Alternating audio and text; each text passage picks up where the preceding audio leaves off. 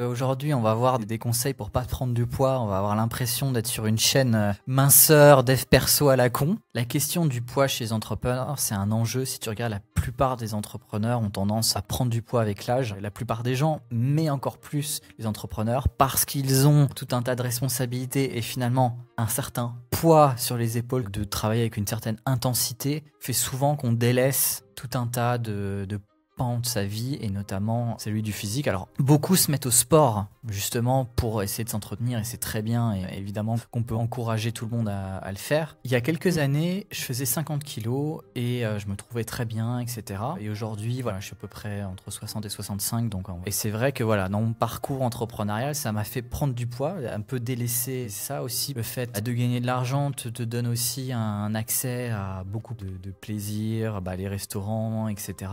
Le fait d'avoir moins de temps et d'avoir l'impression parfois de se défoncer au travail, mais on a envie entre guillemets de se faire plaisir. Et aujourd'hui, je voulais te donner des gros hacks. Tu sais que dans cette chaîne, on parle de business et surtout de finance, investissement. On va commencer par ça, c'est qu'en fait, le concept le plus important, en tout cas pour prendre du poids, c'est déjà prendre conscience que ce qui fait prendre du poids, c'est être en surplus calorique, c'est-à-dire que les calories, c'est une sorte de budget. Donc on rentre dans la thématique financière, on a un nombre de points à allouer tous les jours par mois dans lequel il faut être intelligent si on ne veut pas en prendre. Indépendamment des macros et de la question des protéines, pour soit prendre du muscle, soit le conserver, qui est aussi importante, le principe de base, c'est quand même la question du budget. Si on est over budget, donc on est à découvert, on prend du poids. Si on dépend jusque ce qu'on a, on maintient. Et pour en perdre, il faut être en déficit. Donc aujourd'hui, on va plutôt parler des hacks pour pas en prendre, donc pour être en maintien. Donc premier hack, ne pas manger le matin. C'est une habitude. Moi, comme je le disais, je pars de loin. Je ne pouvais pas m'imaginer ne pas manger le matin. Je l'ai mis en place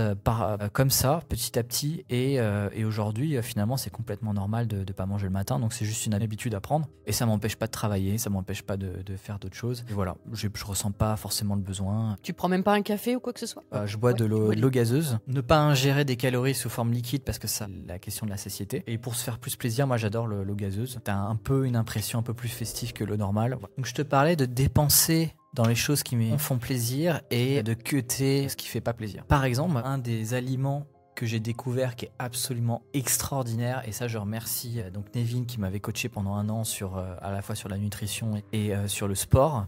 J'ai découvert le konjac. Donc les pâtes de konjac. Donc le konjac, c'est une espèce de racine de plante qu'aujourd'hui dans la vie moderne on a pensé tiens avec ce truc on pourrait avec un processus industriel peut-être faire des substituts de pâtes et c'est assez excellent parce qu'en fait si tu t'achètes des pâtes de konjac t'as à peu près je sais plus si c'est 7 ou 10 kilocalories au 100 grammes là où des pâtes normales c'est plutôt 200-300 quoi. Au lieu de remplacer du riz ou des pâtes qui sont les aliments les plus utilisés par la plupart des gens, manger des pâtes de konjac. C'est un peu déroutant à la base parce que c'est un peu bizarre etc. Il faut tester plusieurs marques, y en a qui n'ont pas de goût parce qu'en fait si tu achètes des mauvaises marques ça a un goût dégueulasse et certaines marques il faut les laver 2-3 fois pour en faire quelque chose. Et donc il faut tester plusieurs marques et moi j'ai trouvé des marques qui étaient entre guillemets pas trop dégueulasses. Donc là ça fait pas du tout envie comment je le dis. Mais en fait quand tu cuisines tes konjac et que tu fais une sauce avec, donc quelque chose de simple, tu fais sauce tomate avec des herbes basilic etc.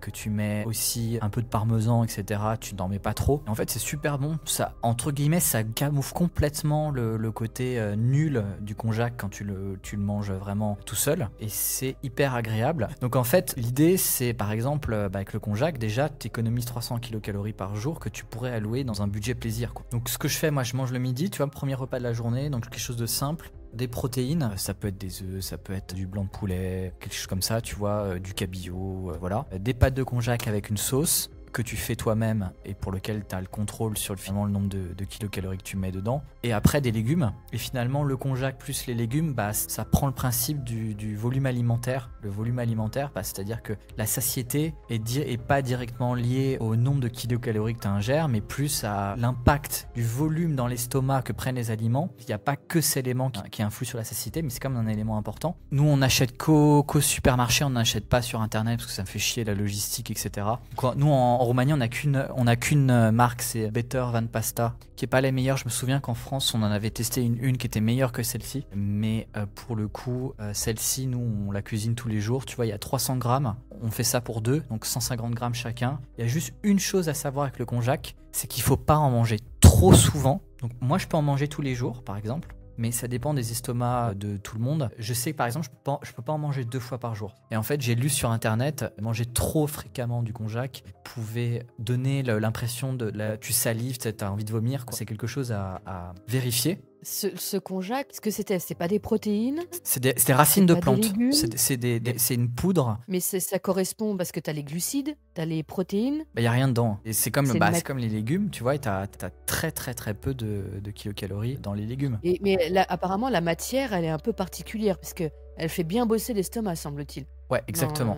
On dirait que la digestion fait lentement, longuement. Ça prend de la place, c'est des racines, et dans l'estomac, ça prend de la place. Donc il faut trouver le bon équilibre. Peut-être que certains ne peuvent pas en manger tous les jours, moi j'en mange tous les jours, mais je sais que je peux pas monter à 2 fois par jour. Donc ça, c'est le deuxième hack. Bien. Prochain hack, c'est dans les aliments plaisir. Une autre manière d'optimiser son budget, c'est en intégrant des choses qui nous font plaisir, mais d'essayer de limiter la casse. C'est-à-dire des aliments qui font hyper plaisir, mais qui ne sont pas des ultra-bombes caloriques. Donc pour les aliments plaisir, alors je les ai pas ramenés tous, mais les premiers trucs, c'est les glaces. Il y a des alternatives qui sont hyper bonnes et qui sont low calories. Alors moi j'ai celle-ci. Donc c'est les pots, donc le gros pot là de combien? Donc il y a 280 grammes, donc 500 millilitres. On a 300 kilocalories durant tout le pot. Ce que tu as économisé avec le konjac, un pot de glace gratuit durant la journée. C'est assez incroyable et ça fait hyper plaisir, etc. Moi, la manière dont fonctionne, quand je vais soit dans un nouveau pays, dans un nouveau truc, je vais dans le supermarché et je vais dans tous les rayons où je sais qu'il peut y avoir des trucs un peu cheaty qui sont sans calories, et je regarde tout en essayant de trouver les marques. Tu vois, entre ça et la Gundas, par exemple, il y a une différence qui est énorme. Maintenant, le deuxième truc cheaty que moi j'ai trouvé, alors ça, je sais pas si vous allez le trouver, mais ça, j'en ai déjà parlé plusieurs fois parce que ça, c'était vraiment la découverte de l'année. Ça, c'est la version acceptable du Nutella. Moi, j'ai jamais mangé de Nutella parce que mes parents m'ont pas habitué, je leur remercie de pas avoir habitué à cette merde. Mais même quand t'en as jamais mangé, quand tu t'en manges une fois, quand même, on reconnaît tous que ça a un goût qui parle directement à notre cerveau. Même si certains trouvent ça trop écœurant, trop sucré, etc. Il y a quand même un truc dans l'être humain, le vice. Pourquoi pas se faire plaisir avec des versions du vice qui sont acceptables? Donc par exemple, le Nutella, c'est à peu près, je crois, entre 500 et 600 kilocalories au 100 grammes. Là, t'en as 270, il me semble, de mémoire. On est à 276, donc c'est moitié moins. En plus, t'as pas forcément une liste d'ingrédients qui est longue comme le bras, donc c'est plutôt rassurant. Donc les ingrédients principaux, donc lait écrémé 47%, chocolat aux noisettes 23%, et après du reste, matière grasse, et déstabilisant, donc il y a un truc qui doit faire prendre un peu plus de volume, je pense, etc. Donc voilà un petit peu les ingrédients. La moitié, c'est du lait écrémé, quoi. Balade, I love choco. Je l'ai vu que c'est sur des sites belges, donc je sais pas comment s'en procurer en France. Nous, c'est au supermarché, on en a dans un supermarché en très petite quantité en Roumanie, mais je suis sûr que ça se trouve en France quelque part, etc. Et au niveau budget, justement, mais là, budget... Ouais, c'est plus cher. Tous les trucs cheaty que je viens parler là sont relativement chers. Le konjac, je pourrais pas te dire. Ça, je sais que c'est entre 2 et 3 euros le pot. Tu regardes le prix de Nutella. Non, c'est pas cher. C'est pas cher le Nutella. Mais c'est de la grosse merde. Faut pas acheter. Mais faut pas comparer parce que tu faut pas manger ça. Donc 5 euros le kilo, ouais. Tu vois, c'est 1 euro les 200 grammes. Ouais. Donc là, c'était à 2-3 fois plus cher, mais c'est incroyable. Voilà. Après, j'ai d'autres trucs. Alors là, on va entrer dans les hacks. Qu'est-ce qui est bon et cheaty? Autre chose. Les chips. Exactement. T'as trouvé du premier coup, je te l'ai pas dit avant l'émission. Donc je vais te parler de 2 alternatives. Chips. Une qui coûte ultra cher et une qui est peut-être pas trouvable en France. Donc on va voir. La version chère, c'est les chips Quest. Ça s'appelle Quest Nutrition. Ça vaut la peau du cul. Je crois que c'est 3 euros le paquet de chips de 30 grammes. Mais à la fois, t'as un taux de protéines qui est assez élevé, qui est dans les 20 grammes. Et c'est pour ça que beaucoup d'alternatives low calories ont pas forcément les doses de protéines qui sont qui sont requises, donc il faut en faire attention pour avoir le nombre total de protéines qu'il faut dans la journée. Mais par exemple, les Quest Nutrition, c'est fait pour ça. Dans le sachet de 30 grammes, tu as la dose de protéines qui est requise, en tout cas pour mon gabarit. Et donc, c'est assez intéressant parce que tu as des chips, c'est super bon. C'est 150 kilocalories, je crois, le paquet. Pour une version non sportive, mais faible en calories, en fait, c'est des triangles qui sont des espèces de... comme les galettes de riz, tu vois, mais en un peu meilleur. C'est parce que c'est vraiment les galettes de riz, c'est fade et tout. Oui. C'est dégueulasse. Mais là, c'est des triangles comme ça, faits avec de la galette de riz, etc. Avec de la poudre de sauce barbecue qui est envoyée à mort sur les trucs. Et en fait, c'est hyper bon, quoi. Et là, en plus, comme ça prend plus de volume, c'est des paquets de 60-70 grammes, t'es autour de 240 kilocalories. Les konjac, ça fait que à 4 heures, tu vois, tous les jours, j'alterne. Alors, soit j'ai de la glace, soit j'ai des chips, soit j'ai du faux Nutella. Tu vois, donc j'alterne un peu tous les jours. Je me fais tous les jours plaisir, quoi. Et ça permet de tenir une diète, quoi. Alors maintenant, je vais te donner une astuce. C'est l'astuce de la pizza. Parce que ça, c'est l'aspect social. Les gens aiment bien qu'on mange des pizzas avec eux. Ils nous invitent à la pizza, etc. Bogdan, c'est un fou de pizza. Et on a une bonne pizzeria pas très loin. Donc ça pousse au diable. Et t'as des manières de faire les choses intelligemment. Manger la pizza, déjà, c'est le choix de la pizza. Toutes les pizzas n'ont pas les mêmes calories. La 4 fromages, par exemple, c'est l'une des pires. On est plutôt 1200, 1300, 1400 kilocalories. Par exemple, la margarita fait partie des pizzas les moins caloriques. En tout cas, comparé à des trucs où il n'y a rien. Moi, c'est la pizza, le meilleur rapport entre le plaisir et les calories, tu vois, que j'ai fait. Deuxième chose que je fais, moi, de ma pizzeria, tu peux commander une version avec des bouts de pain plus faibles. Alors, si toutes les pizzas le font pas, si je fais ça, c'est que moi, je mange pas le pain de la pizza, en fait. Les croûtes, suivant les pizzas, c'est entre 100 et 200 grammes. Donc ça te fait 100 et 200 grammes de pain en plus. Donc encore une fois, en mangeant pas le pain, tu diminues la facture calorique. Déjà margarita, enlève le pain. Faut juste faire attention qu'ils n'aient pas aspergé la margarita d'huile d'olive. Moi ça m'est arrivé des fois où en fait c'était imbibé d'huile d'olive. Et l'huile d'olive c'est hyper calorique, etc. Donc là la margarita elle explosait parce que le gars il avait forcé sur l'huile d'olive. Bah, qu'est-ce que tu fais ? Tu prends un sopalin. Alors ne le fais pas trop non plus parce qu'après ça a plus de goût. Mais si tu vois que le truc est complètement aspergé, t'enlèves une dose d'huile, t'as aussi limité la casse là-dessus. Et donc les 3 astuces en même temps, là tu te retrouves avec un format qui fait pas exploser le total calorique. Alors c'est peut-être plus élevé que des repas normaux, mais c'est complètement intégrable dans une diète. Voilà. On parle des sushis. Le problème des sushis, il y en a plusieurs. Le premier, c'est qu'ils foutent, surtout en Europe, ils te foutent la tonne de riz. C'est-à-dire que normalement, par exemple les sushis, la pièce de poisson doit complètement cacher le riz en fait. C'est-à-dire qu'elle doit être beaucoup plus grosse et tu ne vois pas le riz. En fait, ce qu'ils font, parce que pour des raisons économiques, beaucoup moins de poissons et beaucoup plus de riz que nécessaire. Par exemple, ce que je fais, c'est j'ai plutôt mangé des sashimi. Donc j'ai plutôt mangé les poissons directement. Ça coûte beaucoup plus cher parce que justement là, tu as la matière première qui coûte cher. Manger le poisson plutôt que du riz, déjà c'est beaucoup plus satisfaisant. Alors tous les poissons n'ont pas les mêmes calories.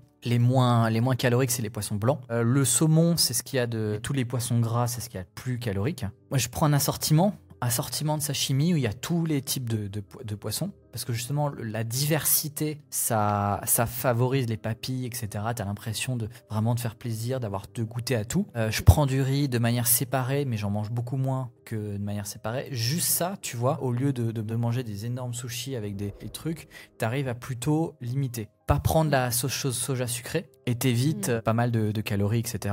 Au japonais, tu prends pas la salade, c'est une salade d'algues un peu... C'est hyper calorique le truc, c'est le piège à con, c'est le truc à pas faire. C'est comme la salade avec l'huile. Vaut mieux manger le bon burger, tu vois, que la salade avec l'huile, au moins ça fait bien plaisir. Je ne calcule rien parce que je trouve que c'est entrer dans une mode de contrôle qui, je pense, est pas bonne pour la santé mentale. Et je pense que c'est des attitudes, alors je dis pas que ça crée des comportements, des troubles du comportement alimentaire, mais en tout cas, si tu as un terreau fertile à ça et que tu commences à tout contrôler, à calculer, ça en rajoute et ça te fait rentrer dans la spirale. Moi, la seule manière, et donc là, ça va être le hack suivant, c'est en fait de se peser tous les jours. Si c'est une balance connectée, tu as juste à mettre dessus et tout de suite ça collecte et ça le synchronise et après tu le verras sur les graphiques. Comme ça sort de l'esprit, tu n'as pas des tâches supplémentaires à faire. tu mets ta balance, tu te pèses tous les jours et en fait c'est un principe qui fonctionne autant pour les finances que pour le poids, etc.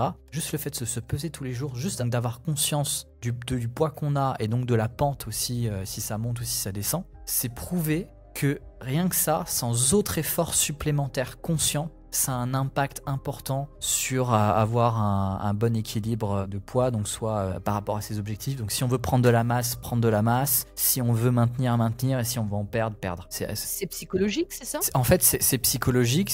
En fait, on se voile la face. On veut pas voir et Surtout quand le chiffre est un peu important. Exactement. C'est clair. Il y a un moment donné où tu regardes plus, tu vois. Et c'est comme ça que tu te réveilles 20 ans plus tard et avoir pris 20-30 kilos, etc. Ah, t'as pas vu. Non, t'as juste pas voulu voir.